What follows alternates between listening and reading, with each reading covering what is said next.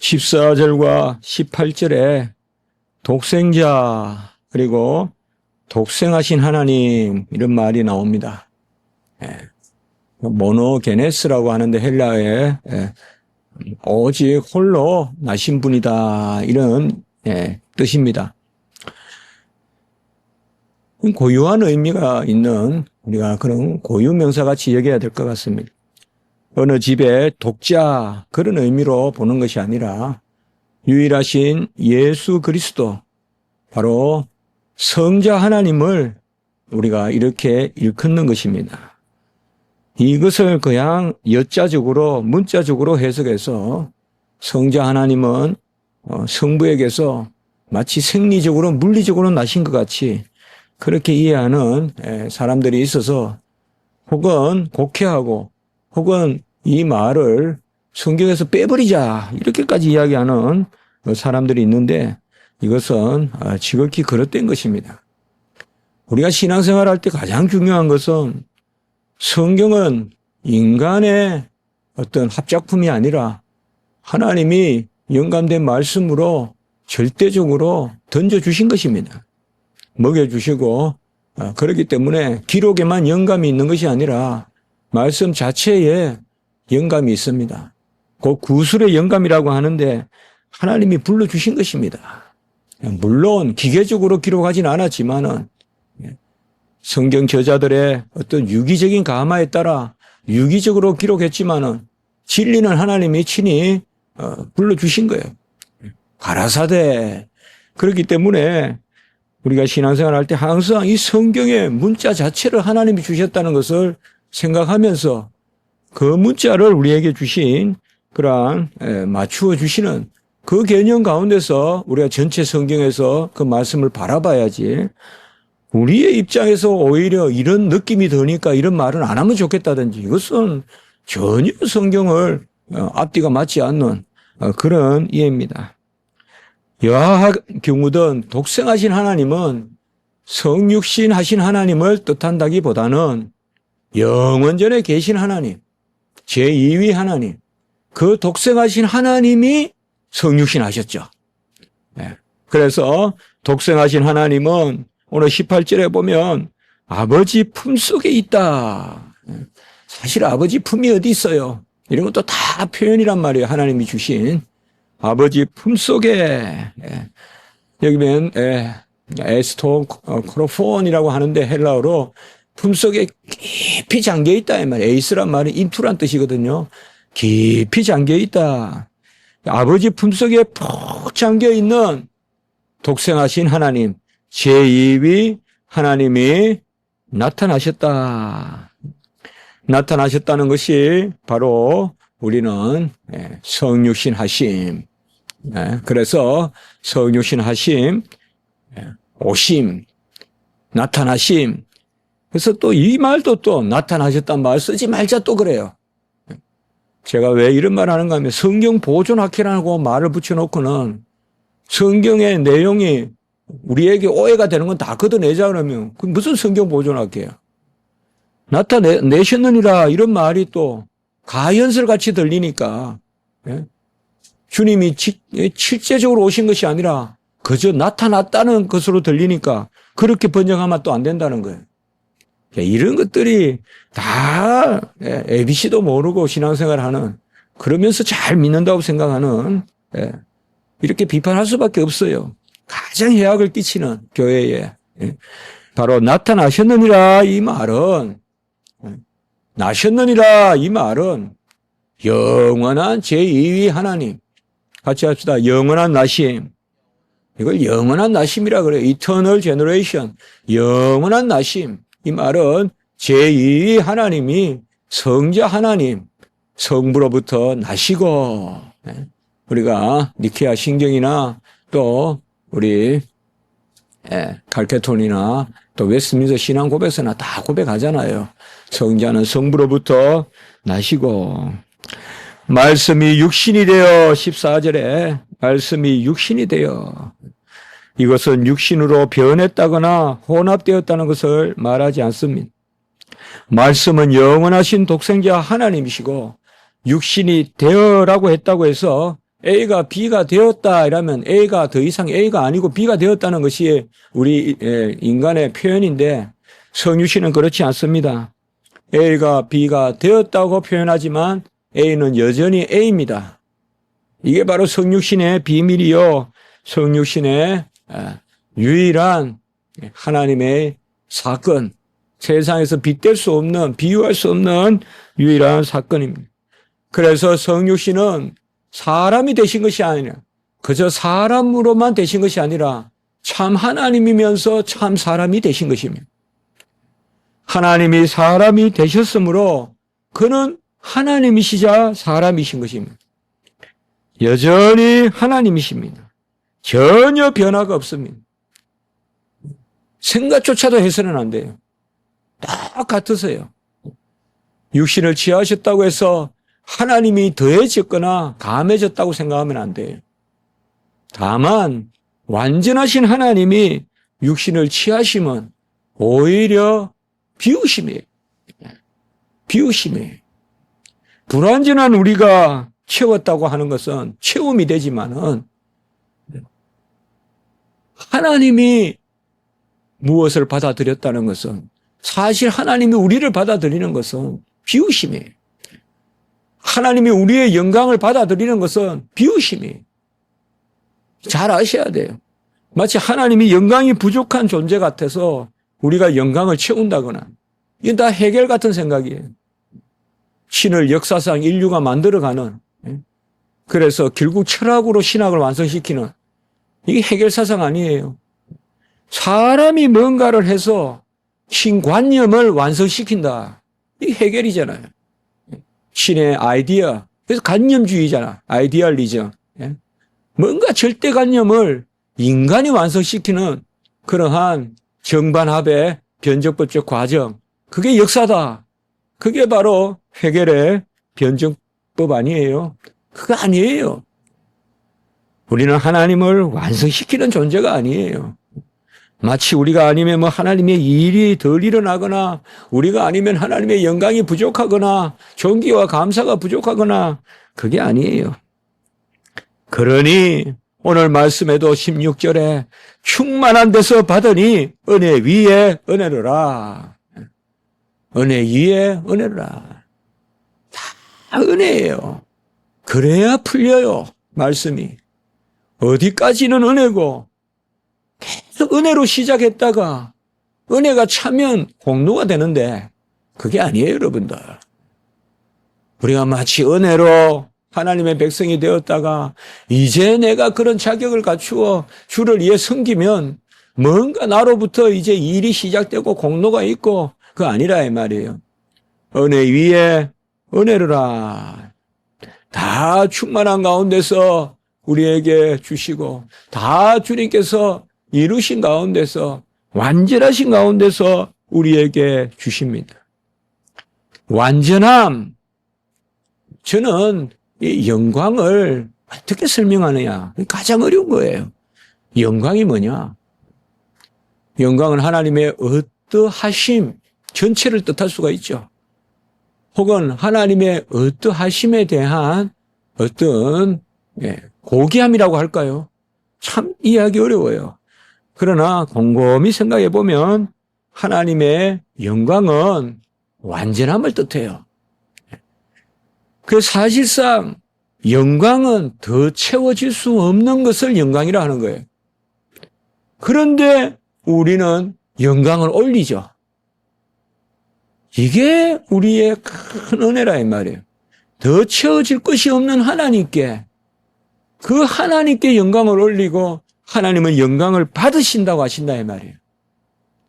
이것은 달리 표현하면 한 가지밖에 없어요. 사실상 실체적으로는 우리가 그 영광에 동참하는 거예요. 하나님의 영광이 늘어나는 게 아니라 우리가 그 영광에 동참하는 거예요. 영광을 올리면서 우리가 영광 받는 거예요. 이게 바로 하나님께 영광을 올리는. 그래서 그 영광을 보니 은혜와 진리가 충만하더라라고 이렇게 말씀합니다. 오늘 우리가 찬송 마지막 후반부에는 은혜와 진리 대신주 찬송도 드렸지만은 은혜와 진리가 충만하시다. 또 은혜가 풍성한 하나님은 또 그 찬송도 드렸죠. 진리를 먼저 생각해 보면 진리는 계시요, 진리는 제2위 하나님이 하나님의 지혜요, 경륜이요, 바로 그분의 영광의 광채요, 본체의 형상이다. 진리는 아버지를 드러내시는 아들, 혹은 삼위일체 하나님의 자기 계시, 그것이 바로 진리입니다. 하나님은 스스로 자신을 드러내시는 그 하나님의 자기 계시가 아들이에요. 아들은 하나님의 자기 계시예요. 그래서 하나님이 스스로 자신을 드러내시는 것, 그것이 진리입니다. 하나님은 스스로 드러내세요. 이걸 우리가 이해하지 못해요. 이성적으로는. 우리는 스스로 드러내는 게 아니라 기대어 드러내는 거예요. 공기를 기대어 말하고 광선을 기대어 표정을 보이고, 이건 다 우리가 기대서 하는 거지만 하나님은 스스로 부동하시면서 가만히 계시면서 움직이시고 스스로 그대로시면서도 스스로 표현하세요. 이게 하나님의 자기 계시고 하나님의 역사예요. 하나님은 삼위일체 하나님은 언제나 함께 일하세요. 가만히 계시면서도 일하세요. 존재가 먼저 있고 일이 따라오는 게 아니에요. 같이 합니다. 존재적, 경륜적, 삼위일체. 이 경륜은 일을 뜻하는 거예요. 하나님은 그 존재가 일이시고 일이 존재시고 스스로 계시고 드러내심이고 그 드러내심이 바로 진리다. 이 진리가 하나님의 영광을 드러내는데, 완전함을 드러내는데, 이 완전한 진리 가운데서 하나님은 우리에게 은혜를 베푸신다. 그래서 은혜와 진리가 충만하다. 진리는 곧 은혜다 이 말이죠. 하나님의 진리는 은혜다. 이걸 꼭 붙들어야 돼요, 우리가요. 말씀은 은혜다. 복음은 은혜다. 율법은 은혜다. 하나님의 말씀은 다 은혜예요. 어느 말씀도 우리를 저주하기 위하여 있는 말씀이 아니에요. 죄를 깨닫게 해서 돌이키려고 있는 말씀이지 그저 죄로 몰아치려고 그런 말씀 아니에요. 같이 합니다. 진리는 은혜와 함께 있다. 같이 합니다. 은혜의 진리, 진리의 은혜. 바로 주님께서는 우리가 이걸 알아야 돼요. 어떤 말씀이든 은혜와 진리가 충만해요. 은혜가 없는 진리 없어요. 순서상으로 보면 진리가 있고 은혜가 있지만 믿음으로 또 신학적으로 또 하나님의 역사로 보면 은혜가 앞서야 진리를 깨닫죠. 그러니 여기에 은혜를 먼저 쓰신 거예요. 은혜가 없으면 우린 진리를 인식할 수 없기 때문에. 그러나 자연적인 순서로 논리적으로 따지면 진리가 앞서죠. 그래서 저는 진리를 먼저 말씀드리고 진리는 드러내심이고 계시고 약속하심이고 은혜는 이루심이고 성취고 정가고 그래서 은혜와 진리가 충만하다. 언제든 우리가 죽을 때까지라도 어떤 갱도에 갇혀 있더라도 어떤 병상에 누워 있더라도 진리가 내 안에 역사할 때 은혜가 있기 때문에 우리는 끝까지 하나님의 말씀을 경청해야 되고 힘써 여호와를 알기를 추구해야 돼요. 진리가 임하거든 은혜가 임했다고 믿으시기 바랍니다. 이걸 두 가지로 분리시키면 안 돼요. 진리가 임하면 은혜가 임했어요. 진리가 임했는데 우여곡절이 있어요. 하나님이 저 길로 가라 그러는데 우여곡절이 있어요. 40년 강야 길이 있어요. 그래도 은혜예요, 그게. 빨리 들어가서 가나안에서 몰살 당하는 것보다 둘러가도 때를 맞추어서 들어가는 거. 그래서 40년 강야 생활에서 주를 섬기는 걸 배우고 그렇게 들어가는 거. 그게 다 은혜라고. 세례 요한은 독생자의 영광이 영원하다. 그래서 내 뒤에 오시는 이가 나보다 앞선 것은 나보다 먼저 계심이라.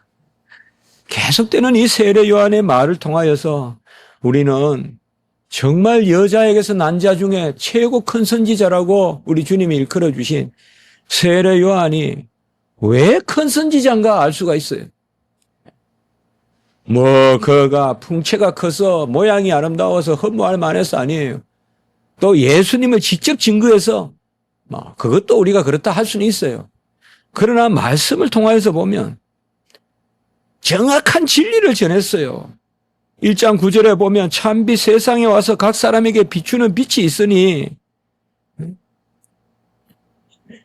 그가 참빛이라고 그랬죠. 참빛이라고 그랬고 나는 빛이 아니요 빛에 대하여 증언하러 왔다 7절에 이야기했죠.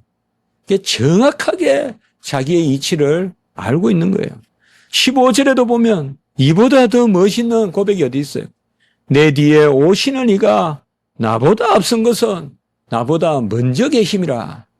여기 내 뒤에 오신 이는 이걸 우리가 성경교리 정해서 배움받으라 하면 내 뒤에 오시는 이는 이거는 인성에 따라서는 내 뒤에 오신 그분이 신성에 따라서는 나보다 앞섰다 이 말이에요. 그래서 내 뒤에 오셨다는 말도 맞고 나보다 앞섰다는 말도 맞단 말이에요. 이게 모순이 아니란 말이에요. 말장난이 아니란 말이에요. 비밀이란 말이에요. 동일하신 예수 그리스도가 세례 요한보다 늦게 오셨다고 해도 되고 먼저 계셨다고 해도 되고 다 돼요.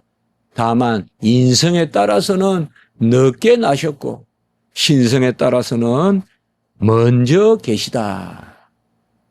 그래서 우리가 성경을 위 신인 양성의 연합 가운데 그 교리를 잘 새기고 봐야 성경이 보인다 이 말이에요. 아니면 그저 그냥 수사학적 표현 갖고 은유 갖고 그저 말장난 갖고 어떨 때는 아니에요. 진리예요 이게 그냥. 주님이 나보다 먼저 계시다 해도 맞고 주님이 세례 요한보다 늦게 오셨다 해도 맞고 다만 중요한 것은 뭐에 따라 표현했느냐라는 뭐에 따라서가 중요해요. 그러니까 따라서를 바로 이야기하면 맞는 거예요. 따라서가 예컨대 신성에 따라서 주님이 세례 요한보다 늦게 오셨다 이러면 그거는 이단이에요. 인성에 따라서 주님이 세례 요한보다 먼저 오셨다 이것도 이단이에요. 그거는 영원 선제, 오리겐 이런 사람들의 철학이에요. 영혼이 선제했다. 이건 플라톤의 이데아 사상이에요. 이건 다 이단이에요. 인성에 따라서는 늦게 계시고 신성에 따라서는 먼저 계시다. 인성에 따라서는 늦게 오시고 신성에 따라서는 먼저 계시다. 율법은 모세로 말미암아 주어진 것이요 은혜와 진리는 예수 그리스도로 말미암은 것이다.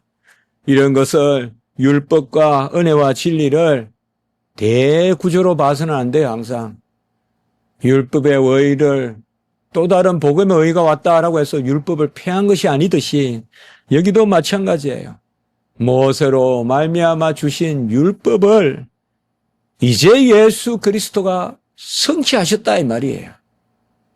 그러니 완성된 것이지 율법이 폐지된 것이 아니라는 말씀입니다. 모든 법을 다 이루셨어요. 그게 바로 독생자의 영광이에요. 아들은 이 땅에 오셔서 아버지의 뜻을 다 이루시고 그리고 그 진리를 은혜 가운데 우리에게 부여하십니다.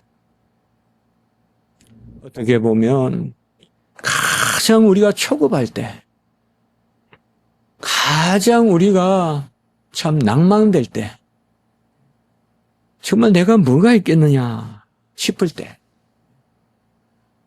우리가 평소에 풍부해 보이고 교양이 많아 보이고 또 능력이 많아 보여도 어느 순간 보면 정말 종이 한 장 같지도 않은 우리의 모습. 예. 아무것도 없던 내 모습. 그때 우리가 하나님 말씀에 비추어 보면 정말 나는 아무것도 아니거든요. 정말 나는 아무것도 아니에요. 정말 종이 한 장도 안 돼요. 그러나 그때도 우리가 기억할 것은 하나님의 진리예요. 원컨대 하나님께 우리가 구할 것은 그 진리로 우리에게 임하시고 그 진리를 우리에게 깨닫게 하시고 그때 우리가 진리를 멀리하지 말게 하시고 그 진리의 은혜를 바라보고 주님께 의지하고 나가도록 끊임없이 우리에게 엄습하는 비진리 그리고 우리의 습관, 우리의 쓴뿌리 그것이 왜 없겠어요 우리에게. 그러나 내가 생각하고 있는 나의 아직과 하나님의 진리 그 사이에서 계속 투쟁한다고 해봤자 답이 안 나와요. 내가 가지고 있는 어떤 이러한 그릇된 그러한 생각과 아직과 고집과 내 논리와 하나님의 말씀에 질서가 부딪힐 때 절대 답이 안 나와요. 아까 해결을 이야기했지만 인간의 질서와 하나님의 질서가 부대끼 가지고 변정 합의되는 그런 경우는 없어요. 우리 인간의 생각과 하나님의 말씀이 부딪힐 때는 은혜로 도망쳐야 돼요. 은혜로 도망쳐야 답이 나와요. 이게 일반 은총과 특별 은총의 차이예요. 내 생각과 하나님의 말씀이 부딪힐 때 자연스럽게 하나님의 말씀이 옳다 하고 가지 못해요, 우리는. 끝까지 싸워요. 그러다가 내가 옳다거나 이렇게 하고 무마해버리고 합리화시키고 말아요. 뭐라 그래도 인간은 편한 게 최고예요. 99% 철학은 다 편한 거예요. 실용주의예요. 공리주의예요. 편한 게 답이에요. 그때 우리는 은혜를 생각해야 돼요. 은혜를. 은혜로 가면 답이 나와요. 은혜가 답이에요. 제 말이 좀 추상적으로 들릴지 몰라도 쓰라릴 때, 힘들 때 시시각각 선뜻선뜻 스쳐가는 하나님의 말씀과 우리의 논리의 부딪힘, 이것은 우리의 논리로 풀려지는 것도 아니요, 바로 은혜로 우리가 피할 때 펼쳐지는 거예요. 펼쳐져요. 그래서 제가 이야기하죠, 자주. 우리 학생들한테. 가장 은혜로운 것이 가장 심오한 것이다. 가장 은혜로운 것이 가장 심오한 것이다. 은혜가 답이에요. 큰 남마같이 얽혀있는 그 실타래같이 얽혀있는 것을 딱 길이 풀려있는데 지나고 나면 은혜인 거예요, 그게. 은혜로 쫙 길이 풀리는 거예요. 어떤 매듭을 가위로 자르는 것이 아니라 은혜로 풀어가시. 은혜와 진리가 충만하다. 하나님의 말씀은 다 은혜인 줄 믿고 받으시고, 말씀이 찌르거든 이미 은혜가 역사하는 줄 알고 감사하고, 울며 가더라도 절며 가더라도 그 은혜가 있을 줄 알고 똑바로 쳐다보면서 진리의 길로 가는, 그것이 바로 성도의 복이다. 기도드리겠습니다. 거룩하고 자비로우신 하나님 아버지, 영원하신 독생자, 우리에게 육신으로 나타나셔서 은혜와 진리의 충만함을 보이시니 감사합니다. 우리는 진리 따로 은혜 따로인 줄 알았는데 은혜 위에 은혜로라. 주님께서 우리에게 말씀으로 가르치시고 그 말씀을 깨달아 행하게 하시는 것도 은혜요. 또 그 은혜에 산 것도 은혜요. 모든 것이 은혜 위에 은혜로라 가르쳐 주시니 감사합니다. 공고한 저희들이 이러한 은혜의 고백을 하게 하시니 감사하고 시시각각 때마다 부딪히는 바람만 불어도 여러 생각을 하는 우리 인생이 언제나 은혜의 도피처로 도망가서 그곳에서 답을 찾는 저희들이 될 수 있도록 도와주시옵소서. 오늘 한날 주 예수 그리스도의 부활하신 날 우리가 은혜와 진리 가운데 거하고 성삼위 하나님께 영광을 올려드리는 이 예배 드리게 하시고 모든 성도님들 붙들어 온전하게 하시고 주일 성수하게 하시고 우리 주일학교 청년부 예배마다 주님 은혜를 더하여 주시옵소서. 성령교리 정의 아카데미를 하나님 은혜 가운데 잘 마치게 하신 것을 감사합니다. 주님 이 일로 영광 받으시옵고 주님의 은혜와 진리의 도구가 될 수 있도록 역사하여 주시옵소서. 세계적으로 여러 아버지의 일들이 많이 일어나고 있습니다. 아버지여 러시아와 미국이 정면 대치하고 러시아는 중국과 그의 불가침 조약을 맺고 있고 일본은 전쟁할 수 있게 되어 있고 미국과 일본이 동맹하고 있고 지금 이러한 상황입니다. 아무도 말하지 않습니다. 그러나 우리는 이 일을 아버지여 바라봅니다. 그 가운데 남북한이 대치해 있습니다. 하나님 아버지 이 땅에 우리에게 기도의 영을 허락하여 주시고 우리가 이때에 기도하게 도와주시옵소서.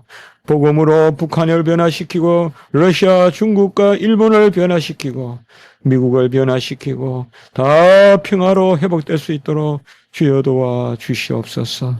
오늘 한날을 주님께 맡깁니다. 홀로 영광받아 주시옵소서. 구주 예수 그리스도의 이름으로 감사하며 기도드리옵나이다. 아멘.